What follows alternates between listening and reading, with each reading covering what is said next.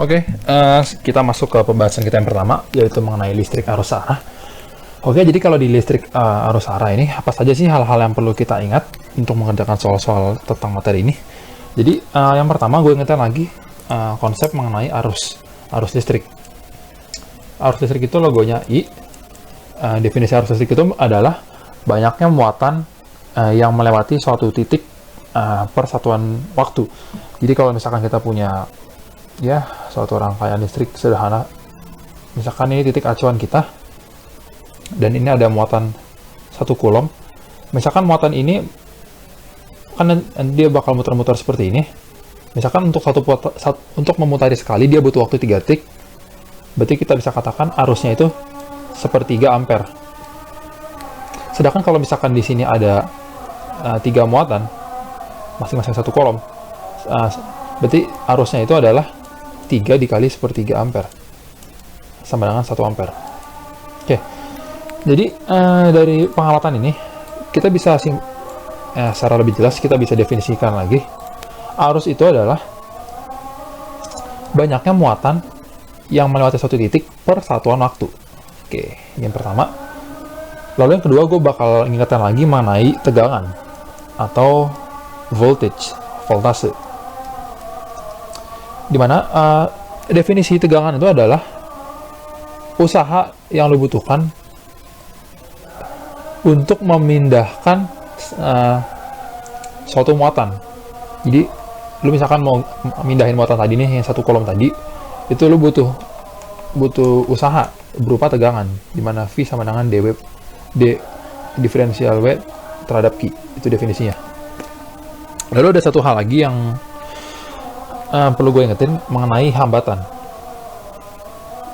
Kalau hambatan ini simbolnya R. Jadi kalau misalkan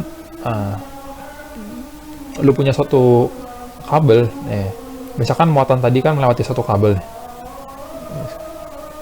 Nah, nanti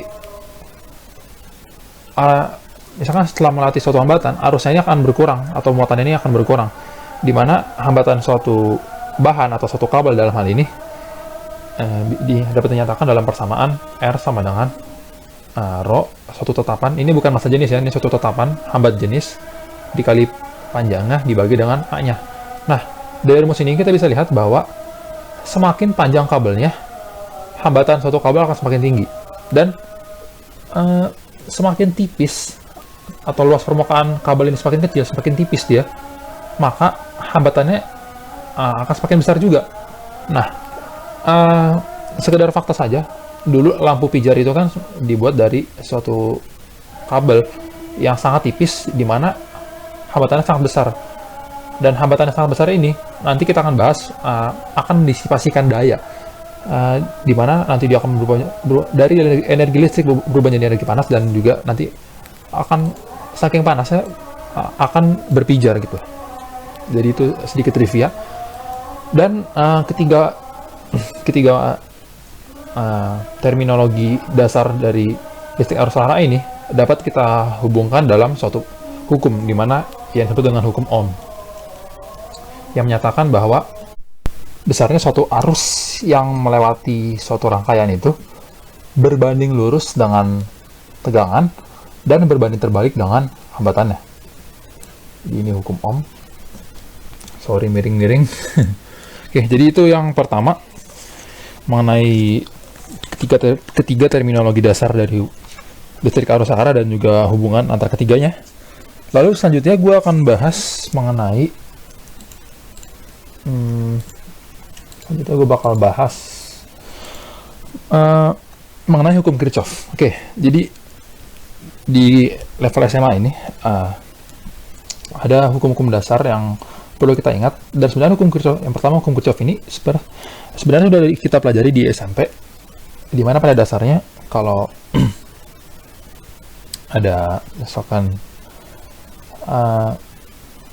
ini arah sini, misalkan ada arus yang masuk dan juga ada arus yang keluar. Oke, dimana hukum Kirchhoff 1 ini menyatakan bahwa total arus yang masuk akan sama dengan total arus yang keluar. Ya, sebenarnya it's rather obvious, right? Sebenarnya sudah masuk akal gitu. Dimana misalkan ya, kita sebutkan yang masuk adalah I1, lalu ada I2, dan I3, dan juga I4, sedangkan yang keluar I5. Maka dalam hal ini, I1 tambah I2 tambah I3 tambah I4 besarnya akan sama dengan I5. Dan hukum Kirchhoff satu ini akan sangat berguna nanti dalam meninjau suatu junction atau percabangan dalam menganalisis rangkaian. Oke. Selain hukum Kirchhoff 1, apalagi yang penting ya? Oh iya, saya lupa tadi menyinggung sedikit mengenai daya listrik. Dimana kita seperti tahu bahwa daya itu kan, terus dulu daya listrik, daya itu kan kita tahu secara umum adalah usaha persatuan waktu kan, dan dalam hal ini kita bisa menggunakan aturan rantai dalam turunan sama dengan dw per dq dikali dq per dt. Nah, kita lihat nih, dw per dq ini tadi apa di sebelumnya? Tegangan. Dan dq per dt ini tadi di sebelumnya kita bahas adalah arus. Sehingga daya listrik itu dapat dinyatakan dengan tegangan dikali arus listrik. Atau kalau kita ingin mencari daya listrik, yang mana integral PDT, jika kita asumsikan konstan V dan I-nya sama dengan P kali T sama dengan VIT. Oke, ini rumus dari SMP udah tahu lah ya.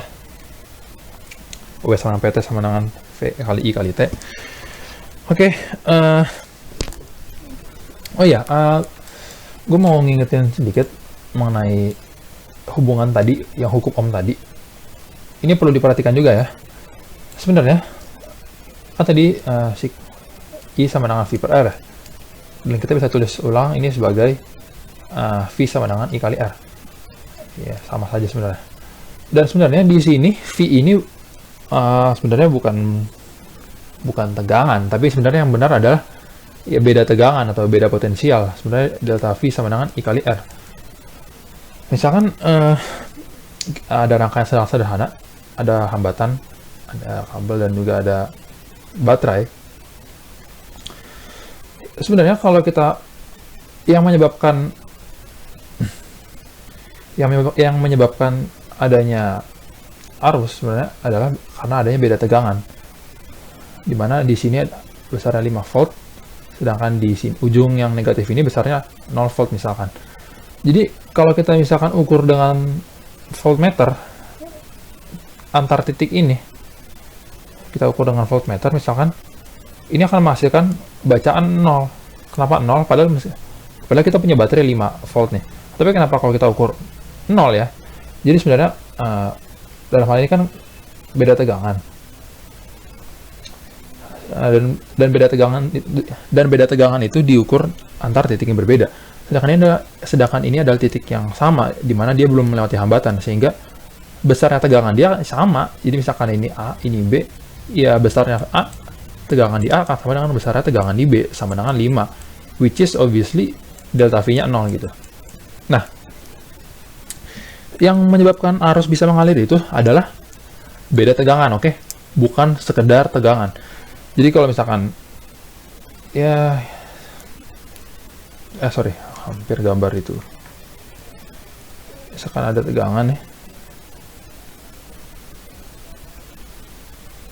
Ini titik A, titik B. Nah, sebenarnya yang membuat arus mengalir di sini itu, ini ada R, adalah beda tegangan di A dan B gitu sebenarnya.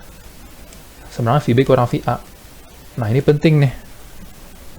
Jadi perlu diingat bahwa yang menyebabkan arus itu adalah beda tegangan, bukan tegangan saja.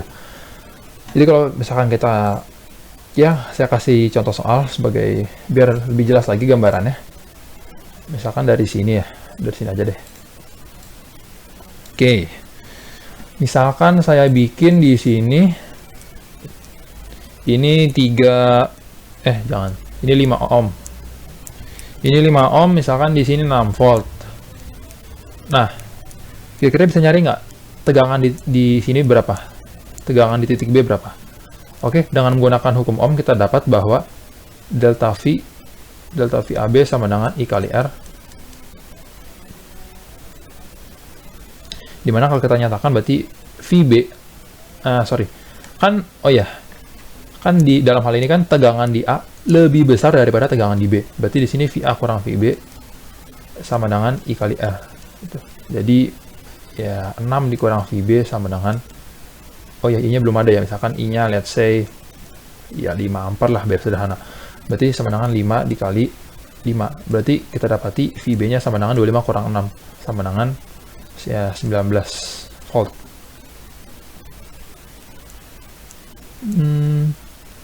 Salah, maaf. Minus 19 volt ya. Oke. Jadi di sini adalah minus 19 volt. Dan ya, ternyata benar. Tegangan di titik A lebih besar daripada tegangan di titik B. Sehingga arus mengalir dari potensial lebih tinggi ke potensial lebih rendah dari A ke B. Oke, jadi untuk sesi pertama saya kira segitu dulu reviewnya. Nanti saya akan bahas di review berikutnya mengenai whetstone dan juga hukum Kirchhoff 2. Oke, terima kasih.